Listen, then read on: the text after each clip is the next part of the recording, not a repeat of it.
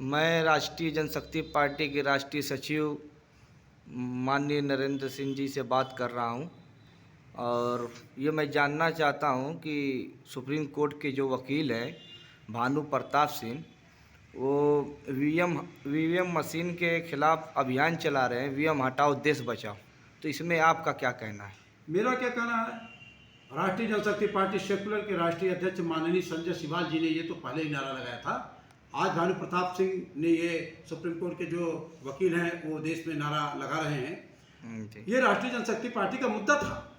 इस मुद्दे को लेकर के भानु प्रताप सिंह ने जो ये अभियान छेड़ा हुआ है, हम पूरे देश की राजनीतिक पार्टियों को आह्वान करते हैं कि जितने भी सपा, बसपा, कांग्रेस, तृणमूल, जितने भी देश की पार्टियां हैं, अगर वो ईवीएम हटाओ देश बचाओ का नारा लगा करके सड़कों पे जनता को जागरूक नहीं करती हैं, तो निश्चित तौर पे भारतीय जनता पार्टी जो 400 के पार कर रही है, मैं दावे के साथ कहता हूं कि 400 के पार जाएगी और ये सारे के सारे राजनीतिक लोग देखते रह जाएंगे। पिछले बार लोकसभा में 5 सीटें सपा को मिला था, 5 और 1 सीट कांग्रेस को मिली थी, 10 सीट बसपा को मिली थी। इस बार ये सब के सब साफ हो जाएंगे, क्योंकि भारतीय जनता पार्टी का कहना है कि 80 के 80 सब मेरे होंगे। क्यों?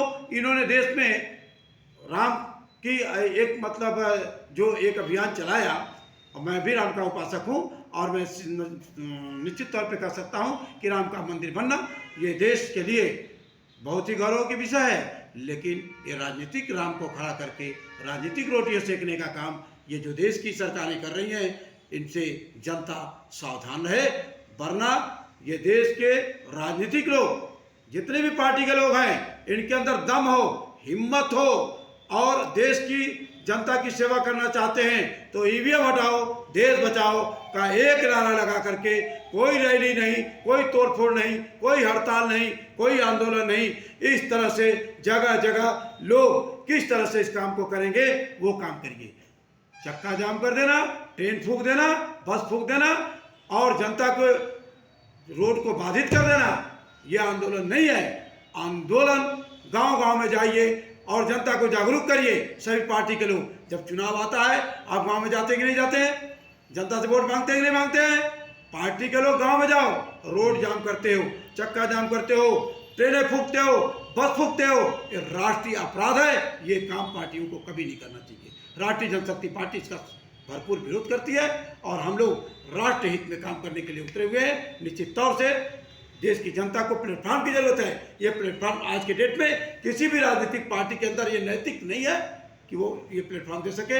ये प्लेटफॉर्म राष्ट्रीय जनशक्ति पार्टी सेक्युलर के बैनर तले राष्ट्रीय अध्यक्ष माननीय संजय सिवाल जी के माध्यम से ही संभव हो सकता है।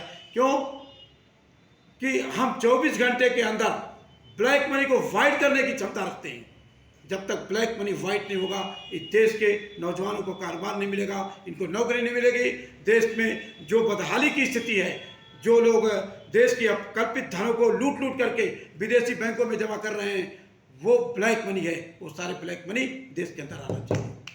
तब नौजवानों को 14 लाख और 15 लाख की बात नरेंद्र मोदी जी ने कहा था, बहुत सही बात कही थी, बहुत सही बात कही थी। 2014 के चुनाव में देश के माननीय प्रधानमंत्री जी ने बात तो सही किया था, काम सही आप करने वाले नहीं है। इसलिए जनता समझ चुकी है, ये समझाने की जरूरत है गांव-गांव में जाकर के।